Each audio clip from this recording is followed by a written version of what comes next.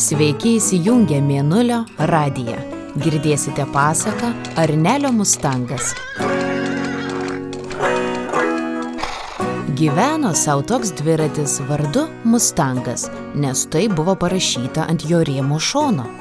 Geras dviratis buvo Mustangas, nors ne pirmos jaunystės, bet niekada necypaudavo, visada dailiai perjungdavo pavaras ir sustodavo pačiu laiku.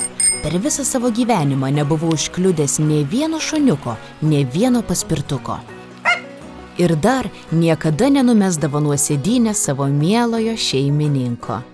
Tas šeimininkas vardu Arnelis buvo jau didelis berniukas, gal kokių 12 metų, ir Mustangą tikrai mylėjo. Kai tikrai myli, tai ir rūpiniesi. Arnelis sočiai maitino jį tepalu, prižiūrėjo žibintus, kad ryškiai šviestų, ir leido miegoti šiltai garaže.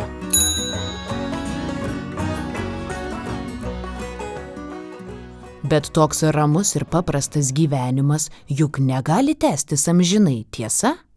Taigi, vieną rytą Arnelis labai užsinorėjo pamatyti kalnus. Susirado žemėlapį, kad kalnai pietuose, bet labai toli. Pėsčias nenueisi, mašinos vairuoti tėtis neleis. Tai kas jam beliko? Eina į garažą, patapšnoja dviračiui per vairą ir sako: važiuokime į kalnus, tau patiks. Kalnai, kalneliai, pakalnės, nudžiugo Mustangas, aišku, kad jam patiks. Arnelis prisikrovė į krepšius dešros, sūrio, limonado ir palapinę, o dviračiui prikrovė atsarginę padangą, pompą ir tepalo. Taip gražiai susiruošę, nieko nelaukę, jiedu ir išmynė. Mina dieną, mina antrą, mina trečią ir Mustangas pavargo. Arnelis į statų kalną pedalus tik suka ir nori perjungti pavarą iš trečios į pirmą, nes taip sunku minti, prakaitas nugarą teka. Bet Mustangas sudejavo, sucypė, sudžiržgė ir sako: Arneli, sustokim pailsėti, aš taip pavargau, nebegaliu net pavaros perjungti. Ką darysi? Arnelis sustoja šalia kelio, susiranda lenką meistrelį ir liepia jam dviratį taisyti. Už pataisymą meistrelis gavo 2 litrus limonado ir liko labai dėkingas. O Mustangas užsimerkęs kentė visą tą operaciją. Nebuvo labai malonu, o ir nuskausminamųjų niekas jam nedavė. Po to karto Mustangas truputį supyko ir mynė į kalnus su Arneliu toliau, bet vis dažniau pradėjo maištauti. Žiū kartais nesustoja prieš kokią karvę, lėkdamas nuo kalno žemyn. Žiū kartais taip cypia, kad Arneliui ausis norėdavosi užsikimšti. O vieną dieną Mustangas toks supykęs ir pavargęs buvo, kad įriedėjo tiesiai į kalnų upelį. Truputį prigėrė, truputį paspringo, tada peršalo ir labai susirgo. Guli po medžiu, temperatūros 38.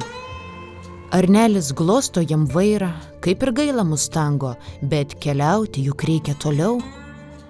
Nieko nebus, senas drauge, šnabžda Arnelis, teks man tave čia palikti. Ačiū, kad ilgai man tarnavai, bet paskutiniu metu jau visai prastas tapai. Ar galite įsivaizduoti, kaip nuliūdo Mustangas?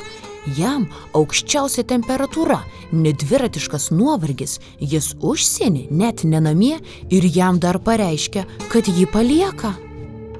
Arnelis susirinko krepšius ir nuėjo naujo dviračio į parduotuvę pirkti, o Mustangui prasidėjo sunki depresija. Pragulėjo jis po medžiu visą vasarą, visą rudenį, visą žiemą, nei valgė, nei gėrė, tik dūsavo ir miegojo, o tada vėl atėjo pavasaris. Žiūri Mustangas, Arnelis prie jo ateina, su purvinais krepšiais, jau barzda jam užaugus ir visas toks ištysęs, pavargęs. Prisėdo Arnelis šalia, atsikimšo butelį limonado ir sako: Senasis mano Mustangė, aš toks negeras tau buvau, ar norėtum išgirsti mano istoriją? Noriu, atsakė Mustangas nusilpusiu balseliu. Taigi, kai tave palikau, niekas man nebesisekė.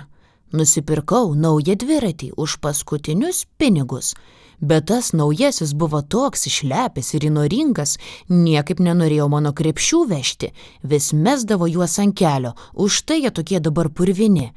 Tepalai jam tiek daug kainavo, kad aš pats tik grikius valgiau. Nuo tų grikių man net barzda užaugo, matai? O galiausiai nukeliavus į aukščiausią Šveicarijos kalną, tas dviratis pabėgo. Atsikeliu vieną rytą ir nėra jo šalia palapinės. Oho, tai štai kaip, nesugalvojo ką daugiau pasakyti Mustangas. Taigi, kad šitaip, tęsė Arnelis. Tada pėsčias iki tavęs ėjau visą žiemą, taip ilgai ėjau, kad visas net ištįsau, juk matai? Matau, o iš kur limonado gavai, pasitikslino Mustangas.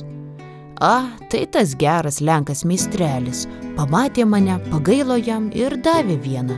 Gal ir tu norėtum gurkšnio? Šiaip dviratis limonado nemėgo, bet Arnelio sugrįžimo proga išgėrė porą gurkšnelių.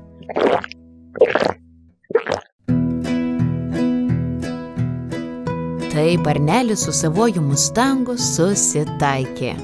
Jiedu grįžo drauge namo į šiltą garažą ir pažįstamas gatves, pilnas šuniukų ir paspirtukų.